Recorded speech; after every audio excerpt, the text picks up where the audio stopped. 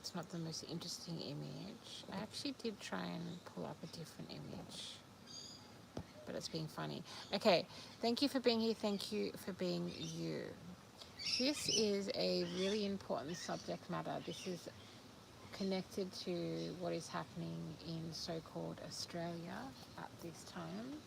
Now, when I say so-called Australia, I say that because I'm an Aboriginal person. So my connection to this land is from before it was colonized, right? Before it was quote unquote discovered by Captain Cook. And I really hope that people don't make the wrong assumptions when they hear me talk in this space at YouTube. Clearing the throat chakra,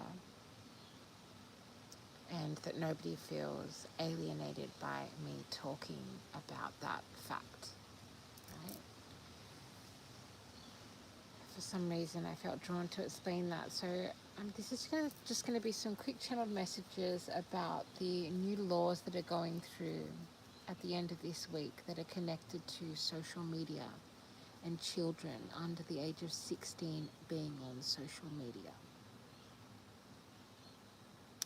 I've only got a little bit of battery, so it's not going to be long messages. I just feel really drawn to talk about this, even though, I'm not sitting here with planned notes. I'm not sitting here with the full details of what the laws are going to mean. Do not have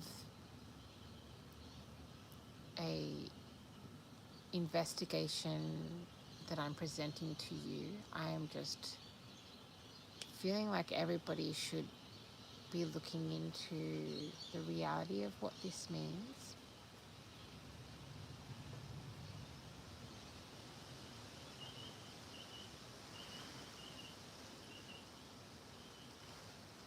And when I talk about the reality, it's like I want to address and have this message heard by everyone, but maybe I'm also specifically talking to people who are under the age of 16 in this particular video, right? And talking about also the inner child, because you may be under the age of 16 now, you may be a 14, 15, 16-year-old or even younger, but you will not always be a child. Hopefully, you'll become a teenager, then you'll become a young adult, then you'll become an adult, right? Or a young adult is an adult. And I'm not going to sit here pretending that I have the answers to everything,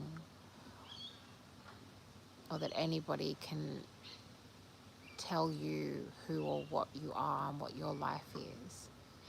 But I can say that not everybody is as mentally, emotionally, and spiritually strong as each other.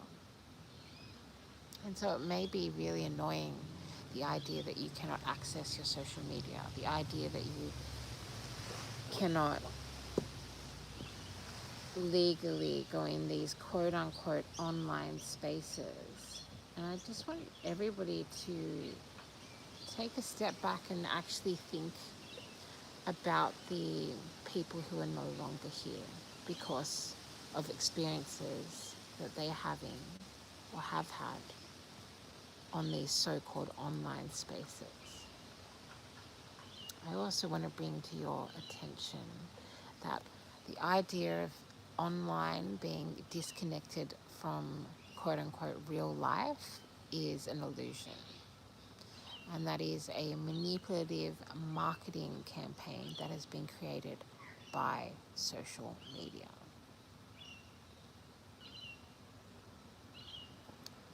In the room today. Hi, how are you going? Thank you for being here. Thank you for being you. This is a hard subject matter to talk about. It's not only children that are getting harmed in these so-called online spaces. It is everybody. There is elder abuse. There is targeting of disabled people. There is targeting of marginalized people who already have it hard, already have it have it, the odds are already stacked against marginalized people.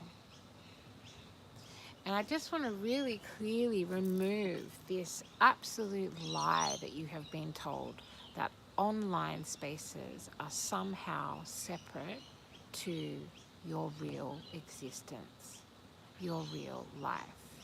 That is an absolute lie. And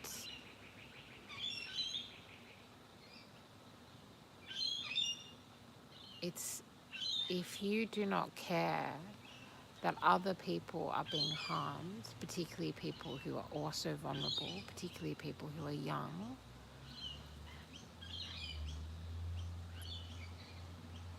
then that is a very big warning sign of something being very wrong within you. And whether that is something you've been taught, whether you're just going along with the crowd, whether you're just following trends, whether you come from a household that has taught you and shown you not to care about other people getting harmed, other people getting preyed on, other people getting bullied, then there is something very wrong going on there. And I'm not saying this so that anybody has any shame around that.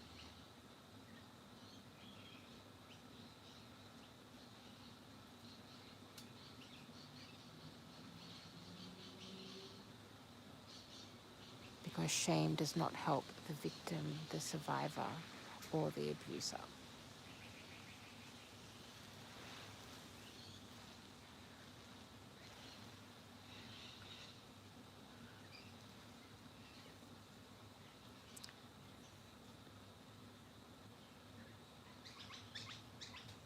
And isn't it worth it if it saves lives and it stops children being abused?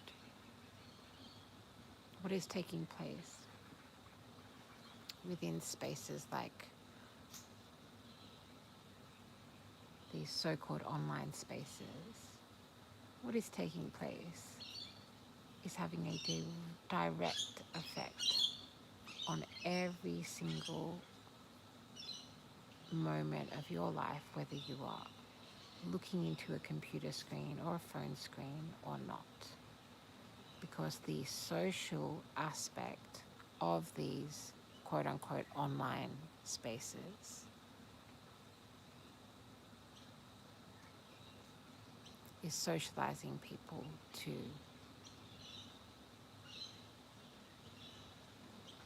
not know what consent means. And everyone needs to remember that consent is always, always, always yours to give or not give. And these spaces are creating situations that are teaching whole generations, not just children, but whole generations of people, that their consent does not matter. And if there's one thing you take away from this very short channeled message, is that your consent matters, that you matter, that you always have a right to say no. And that if other people your age or any other age are being preyed upon, targeted, harassed, stalked, bullied, coerced, manipulated, blackmailed, violated,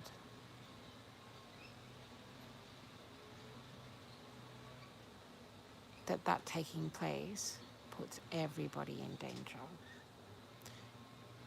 That taking place is not something that anybody should be allowing, especially tech companies that are making money off abuse, of people being harmed.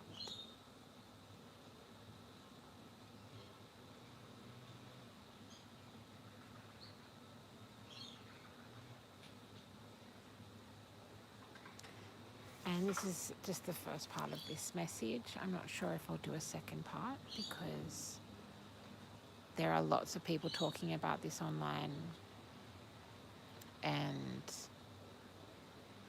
yeah, it is taking place in terms of a court case, in terms of the LAW laws changing. For me and anybody else that is still connected to your own emotions and having your own thoughts, thinking for yourself, you will get a intuitive sense that this is actually so much more important than a law. This is so much more important than technical breaches on the internet. This is about humanity.